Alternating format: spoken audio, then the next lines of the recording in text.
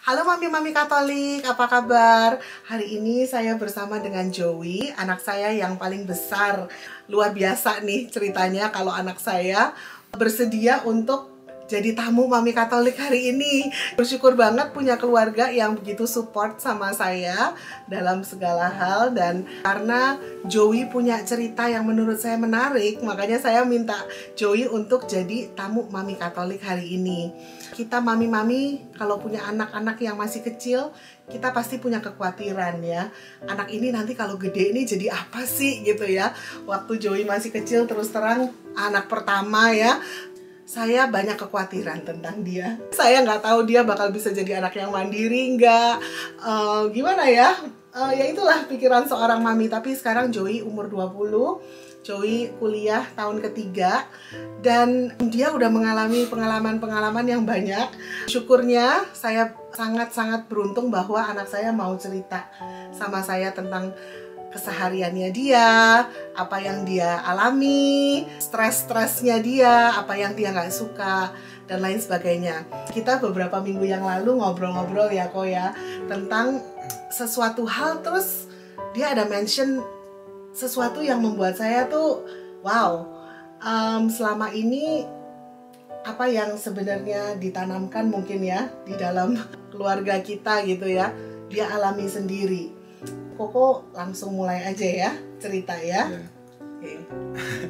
Iya, jadi sebenarnya sih mulai. Halo Mami-Mami Katolik dulu. Hai Mami-Mami Katolik. Enggak ya, tapi sebenarnya sih pas mulainya tuh ya, kalau misalnya ada backstory-nya dikit tuh pas sekolah tuh masuk Zoom, jadi masuk kayak online, itu transisi tuh baru tahun pertama, terus tiba-tiba COVID spike, terus semua jadi online kan. Itu tuh ada kayak rasa, aduh ini kuliah kan awal-awalnya kan mau seru gitu kan ya, kok sekarang kok malah jadi di rumah kan sama aja, terus kayak nggak tahu, bosen lah, nggak tahu apa, tapi ada kayak takut bahwa bakal nggak seru gitu lah ya, my college experience gitu kan. Tapi sebenarnya Joey sih juga orang yang kalau misalnya pengen sesuatu tuh bakal ngomong tuh apa, go for it ya kan. Jadi online pun sih sebenarnya saya bisa masuk sebuah business organization di sekolah dan bisa ketemu banyak teman. Dan pas kita tahu bahwa bakal balik in person last semester itu ya, jadi bakal balik ke kampus tuh rasanya excited banget, bukan kayak ini bakal semester yang paling seru. Kalau misalnya pokoknya I will not let this moment atau let this experience like go to waste ya kan. Jadi I will make every moment like count. Itu kayak sebuah mindset yang Joey sebenarnya masuk ke semester itu dengan. Jadi semester berlalu, terus kalau dibilang seru sih ya, kalau misalnya on paper itu sebenarnya seru banget ya kan. Sebenarnya sih pas lagi pergi party sama teman, pergi makan, saya pulang malam apa segala macam, semuanya sih happy, seru gitu ya. Tapi terus kayak setelah semester berakhir itu ada kayak rasa kayak ngeliat kembali itu, aduh kok rasanya nggak fulfilled gitu ya, ada sesuatu yang nggak tahu missing, atau kayak ada sesuatu yang rasanya walaupun Joey udah seru satu semester udah seru pokoknya kan, kok masih ada rasa yang kayak nggak puas gitu, masih ada rasa yang pengen nyari sesuatu ya. Gitu ya. Dan ya makanya akhirnya ngomong ke mami kan, terus dan maminya kaget ya, soalnya dia bilang sering pulang malam, bahkan nggak malam aja ya, pulang pagi ya. Tapi ya saya bersyukur karena anak-anak di sini tinggalnya sama mami saya ya, jadi maksudnya masih ada sedikit kontrol lah, maksudnya nggak out of control dimana nggak ada yang bisa monitor sama sekali.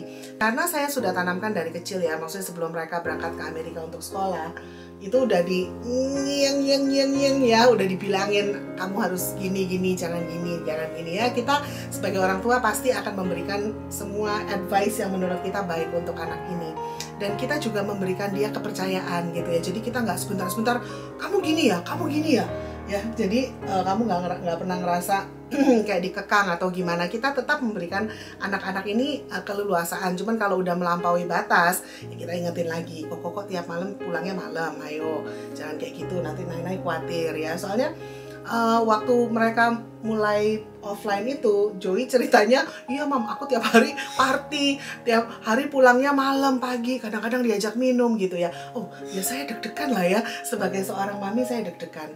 Tapi yang saya nggak sangka-sangka, yaitu yang terakhir Joey ngomong bahwa setelah dia melalui semua itu, dia merasa aku ini udah happy se-happy-happynya, tapi ada sesuatu yang missing gitu ya. Dan ya sampai sekarang pun Joey bilang, loh mam, aku jadi tamu mami Katolik, tapi aku sekarang masih juga nggak tahu gitu ya.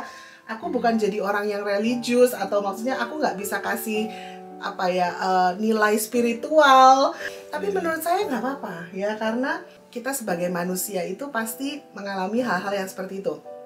Jangankan Koko anak kuliah ya, orang seperti kita pun yang udah dewasa akan selalu mencari-cari sesuatu yang akan membuat kita happy, dan kita tuh nggak tahu apa itu yang bikin kita happy ya. Ada orang yang kerja terus ya kan, tapi karena kita orang Katolik ya, yang percaya sama ajaran gereja Katolik, kita tahu apa yang the missing hole itu tuh apa sebenarnya ya. Di dalam katekismus juga dikatakan bahwa hanya Tuhan yang bisa mengisi kekosongan di dalam hati kita. Jadi ya, kita sama-sama belajar, kita sama-sama berusaha untuk menjadi orang yang lebih baik gitu.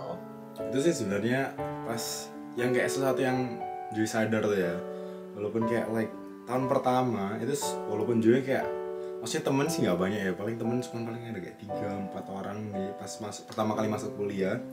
Tapi dulu tuh ada ICU tuh Indonesian komunitas Indonesia, komunitas Indonesia Katolik di US ini, di Fullerton. Dan waktu itu aktif sebagai presiden ICU itu ya.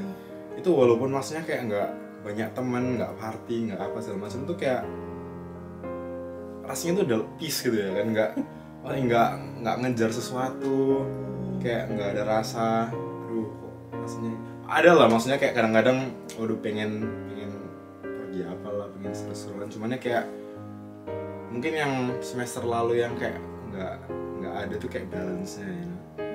Dan mungkin nggak tahu juga ya, kurang doa.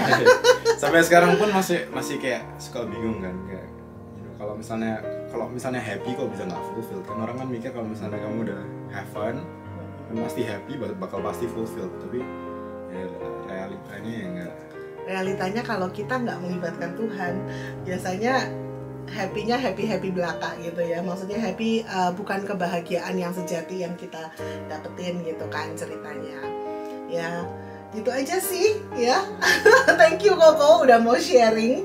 Dan buat mami-mami di luar sana yang khawatir ya punya anak, Mami Rita ini juga selalu khawatir akan keberadaan anak-anak, tapi saya selalu percaya akan perlindungan Tuhan.